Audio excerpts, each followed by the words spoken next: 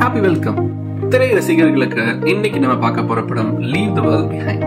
Director Sam Esmail இயக்கத்துல Julia Robert, Ethan Hawke, Myhala Herrold, Mahershala Ali மற்றும் இன்னும் பலர் நடிச்சு ரொம்பவே சக்சஸ்ஃபுல்லா நெட்ஃபிளிக்ஸ்ல வந்த படம் தான் லீவ் தி வேர்ல்ட் பிஹைண்ட்.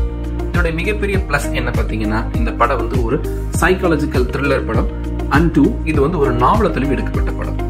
இந்த நாவல் பார்த்தீங்கன்னா ரொமன் ஆலம் எழுதி 2020 வெளிவந்த லீவ் தி வேர்ல்ட் பிஹைண்ட் அப்படின்ற நாவலத்தில் எடுக்கப்பட்ட படம் தான் இந்த லீவ் தி வேர்ல்ட் பிஹைண்ட்.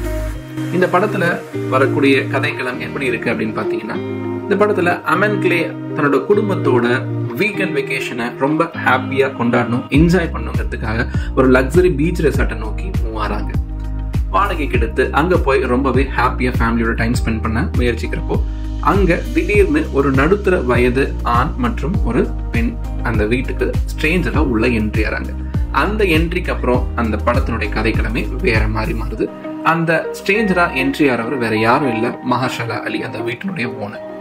இதுக்கப்புறம் அந்த படத்தினுடைய கதைக்களம் எந்த மாதிரி மாறுதுன்றதா இங்க நம்ம பார்க்கலாம். மிஸ் ஆந்த்ரோபிஸ்டான அமெண்டா இந்த படத்துல ஒரு மிகப்பெரிய கீ பாயிண்ட்டுங்க.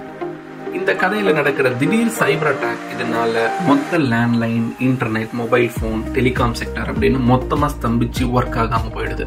இது ஏன் நடக்குது, இது நடக்கிறதுக்கான காரணம் என்ன அப்படின்றத இந்த படத்தினுடைய மீத கதையா இருக்கு.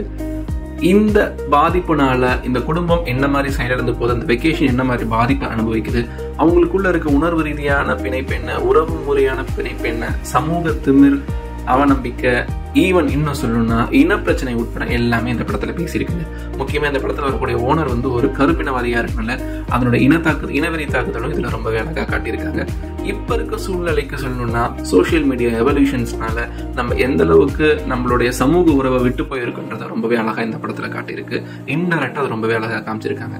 கண்டிப்பா எல்லாரும் இந்த படத்தை ஒரு முறை கண்டிப்பா பாருங்க, மிஸ் பண்ணாம பாருங்க. ஒரு ரொம்பவே அழகான ஒரு சைக்காலஜிக்கல் த்ரில்லர் படம். தேங்க்யூ.